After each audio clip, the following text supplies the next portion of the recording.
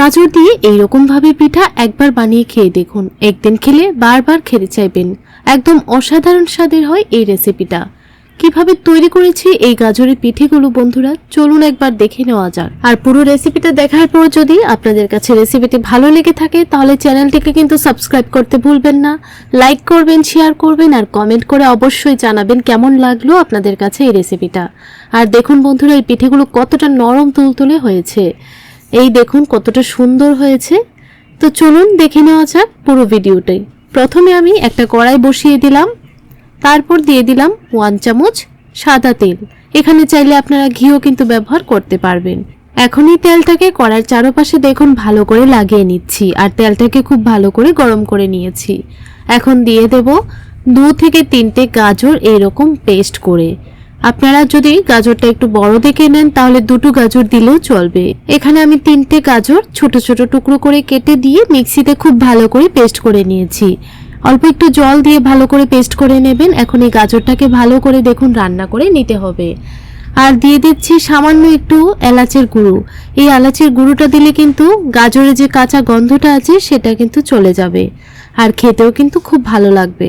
যখন দেখবেন গাজরের এই পেস্টটা ভালো করে রান্না হয়ে গেছে, কাঁচা গন্ধটাও চলে গেছে, তখন আপনারা এখানে মিক্সিটা ধুয়ে দিয়ে দেবেন প্রায় 1 গ্লাসের মতো জল। এখানে দেখুন জলটা কিন্তু মোটামুটি শুকিয়ে গেছে। এখন 1 গ্লাস জল এখানে দিয়ে দিচ্ছি। তো জলটা দেওয়ার পর ভালোভাবে নাড়াচাড়া করে মিশিয়ে নিচ্ছি। যখন দেখবেন জলটার মধ্যে ভালো করে বলক চলে এসেছে তখন এখানে দিয়ে দেব 1 বাটি সুজি। এখানে যতটুকু জল দিয়েছি সম পরিমাণ কিন্তু সুজিটা দিয়ে দিচ্ছি। আপনারা চাইলে এখানে জলের বদলে দুধও কিন্তু ব্যবহার করতে পারবেন, দুধ দিলেও কিন্তু খেতে ভালো লাগবে। তো এখন গ্যাসের ফ্লেমটা একদম লোতে রাখবেন, তারপর এরকমভাবে নাড়তে থাকবেন। এভাবে নাড়তে নাড়তে দেখবেন সুজিটা একটা ডোতে পরিণত হচ্ছে।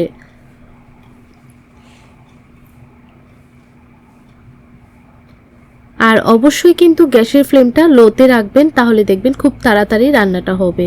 তো এখন গ্যাসের ফ্লেমটা অফ করে দিয়ে 10 মিনিটের জন্য ঢাকা দিয়ে দিলাম, তাহলে সুজিটা ভালো করে সেদ্ধ হয়ে যাবে। তো এখন আপনাদেরকে 10 মিনিট পর দেখাচ্ছি। সুজিটা কিন্তু ভালো করে সেদ্ধ হয়ে গেছে। এখন এই সুজির মিশ্রণটাকে একটা বাটির মধ্যে নামিয়ে নেব। আর দেখুন কতটা সফট হয়েছে, জলটা কিন্তু পুরোপুরি শুকিয়ে গেছে। এখন এই মিশ্রণটাকে একটা বাটির মধ্যে নামিয়ে নেব, তাহলে খুব তাড়াতাড়ি ঠান্ডা হয়ে যাবে। একটা ছড়ানো দেখে বাটির মধ্যে নামিয়ে নেব, তাহলে দেখবেন মিশ্রণটা ভালোভাবে ঠান্ডা হয়ে যাবে। তো সবটা মিশ্রণই এই বাটিটার মধ্যে নামিয়ে নিলাম। এখন আবারও কড়াইটা ধুয়ে বসিয়ে দিলাম। এখন দিয়ে দেব এখানে 1 কাপ নারকেল কোড়া। এখানে আমি একদম ফ্রেশ নারকেল কোড়াটা 1 কাপ দিয়ে দিলাম। আপনারা সুজির পরিমাণটা বুঝে নারকেল কোড়াটা দিয়ে দেবেন। তারপর দিয়ে দিলাম নলেন গুড়ের রস। এখানে নলেন গুড়ের রসটা আমি ব্যবহার করেছি, আপনারা চাইলে গুড়ও ব্যবহার করতে পারবেন। তো ভালো করে নারকেল কোড়া আর নলেন গুড়ের রসটা মিশিয়ে নিচ্ছি। তো এইরকমভাবে প্রায় 5 থেকে 6 মিনিট রান্না করে নেব, তাহলে দেখবেন গুড়টা খুব তাড়াতাড়ি শুকিয়ে যাবে আর নারকেলের মধ্যে যে জলটা থাকে সেটাও কিন্তু ভালো করে শুকিয়ে যাবে। তো দেখুন প্রায় 6 মিনিট রান্না করে নিয়েছিলাম, পুরটা কিন্তু একদম তৈরি হয়ে গেছে। এখন একটা প্লেটের মধ্যে এই পুরটাকে নামিয়ে নেব, তারপর খুব ভালো করে ঠান্ডা করে নেব। তো কড়াইটা ধুয়ে আবারও চুলার উপর বসিয়ে দিলাম, দিয়ে দিলাম 1 লিটার দুধ। এখন এই দুধটাকে ভালো করে জাল করে নেব। আর এখানে আমি একদম ফুল ক্রিম দুধটাই ব্যবহার করেছি। তো দেখুন দুধটা জাল হতে হতে অন্যদিকে আমি পিঠেগুলো তৈরি করে নেব। সুজির যে মিশ্রণটা একটা বড় বাটির মধ্যে নামিয়েছিলাম সেটা কিন্তু ভালো করে ঠান্ডাও হয়ে গেছে। এখন এই মিশ্রণটাকে হাত দিয়ে খুব ভালো করে মেখে নেব, তাহলে কিন্তু খুব সুন্দর একটা এরকম ডো তৈরি হয়ে যাবে। তো এখন আমি এই ডোটা থেকে অল্প অল্প মিশ্রণ হাতের মধ্যে নেব, তারপর প্রথমে এইরকমভাবে একটু গোল করে নেব। এখন বাটির মতো করে তৈরি করে নেব, তাহলে মাঝখানে পুরটা দিতে কিন্তু খুব সুবিধা হবে। এইভাবে বাটির মতো তৈরি করে মাঝখানে নারকেলের পুরটা সামান্য একটু দিয়ে দেবেন। এখন মুখটাকে খুব ভালো করে সিল করে দেব।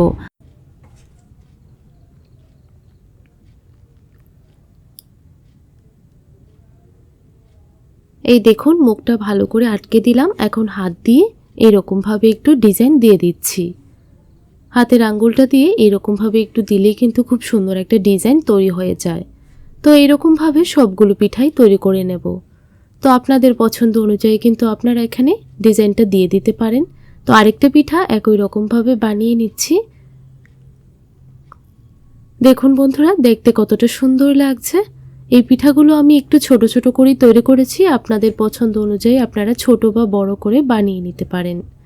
তো এখন একটা প্লেটের মধ্যে সবগুলো পিঠা বানিয়ে নিয়ে নিলাম। এইভাবে চাইলে আপনারা ভাপিও খেয়ে নিতে পারবেন। তো এখন আমি এই পিঠেগুলোকে দুধের মধ্যে দিয়ে দিচ্ছি, আর দুধটা কিন্তু খুব ভালো করে জালো হয়ে গেছে। এখন এক এক করে সবগুলো পিঠাই দিয়ে দিচ্ছি। তো সবগুলো পিঠা দিয়ে দিলাম। এখন কিছুক্ষণ সময় এইরকমভাবেই রেখে দেব।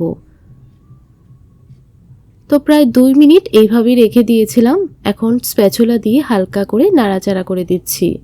এইভাবে প্রায় 5 থেকে 6 মিনিট রান্না করে নিলেই কিন্তু পিঠাগুলো খুব ভালো করে সেদ্ধ হয়ে যাবে।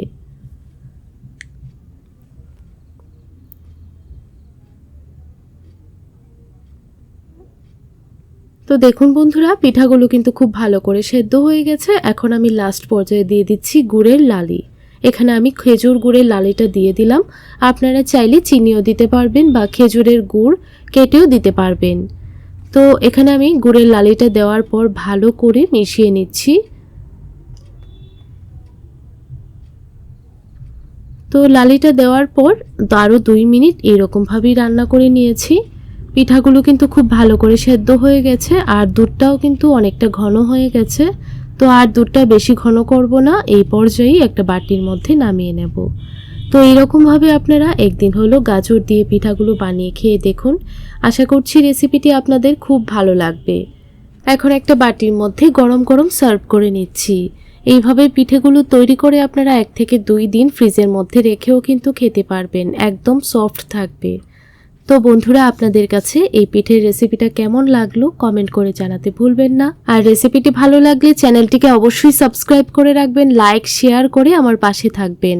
তো এখন আপনাদেরকে একটা পিঠা কেটেও দেখিয়ে দিচ্ছি কতটা সফট হয়েছে, আর দেখুন দুধটা কতটা ঘন হয়েছে।